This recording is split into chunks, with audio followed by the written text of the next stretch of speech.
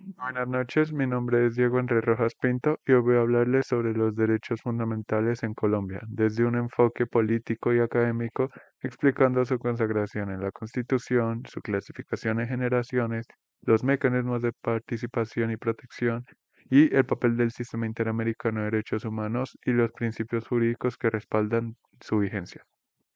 En Colombia, la Carta de los Derechos hace referencia al grupo de derechos reconocidos en la Constitución Política del 91, en la que se fortalece la protección de la persona y se incorporan mecanismos efectivos como la acción de tutela.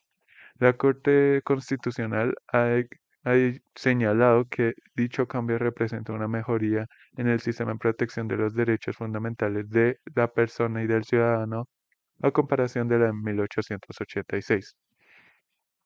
Los derechos fundamentales son aquellos inherentes a la dignidad humana y reconocidos por la Constitución como límites al poder estatal. Su existencia no depende de una concesión del legislador, sino de la dignidad humana misma. La Constitución establece que en caso de conflicto entre un derecho fundamental y un interés colectivo debe primar la protección del individuo.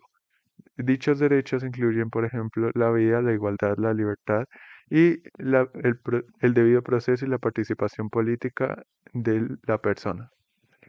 Los derechos se clasifican en tres generaciones, primera, segunda y tercera.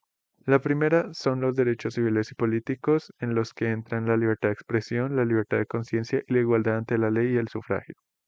Las de segunda generación son derechos económicos, sociales y culturales, como la educación, la salud, el trabajo y la seguridad social.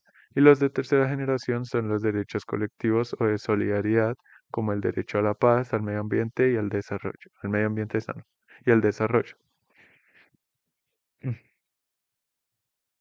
La Corte y Comisión Interamericana de Derechos Humanos, de la cual es parte Colombia, se compone de dos partes: la Comisión de Derechos Humanos y la Corte Interamericana de Derechos Humanos.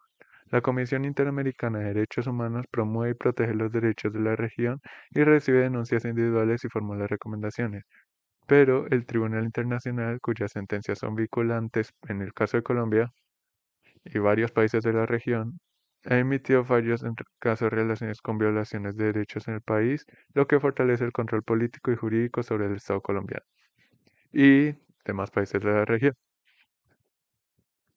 Colombia tiene varios mecanismos de participación, pero dentro de la Constitución destacan mecanismos de protección.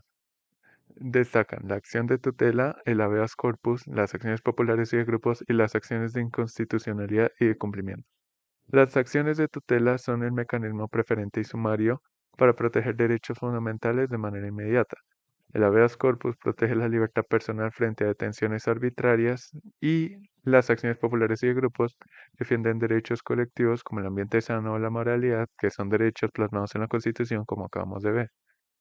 Y las acciones de inconstitucionalidad y cumplimiento garantizan que las leyes y actos de administración respeten los derechos constitucionales, como fue en el caso de la consulta popular en este año, en la que los actos de administración que respetan los derechos constitucionales, como fue esa consulta, eh, no prosiga.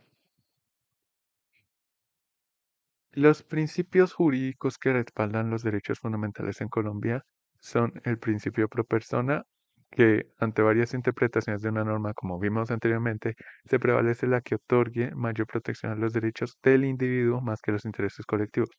La dignidad humana, la cual está presente en la Constitución como pilar del Estado Social del Estado Social de Derecho colombiano, y la primacía de los derechos fundamentales, donde prevalece el interés general en caso de conflicto, y así como la igualdad, la proporcionalidad y la legalidad, en la que se orienta la actuación de los jueces, asegurando que toda restricción a un derecho sea justificada y razonable, volviendo al caso de la Corte Constitucional y la consulta.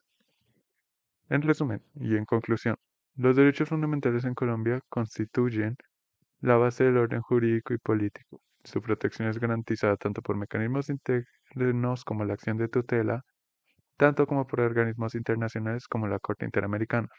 La Constitución de 1991 consolidó un modelo político en el que la dignidad humana, la igualdad y el principio pro persona se erigen como fundamentos del Estado Social de Derecho colombiano.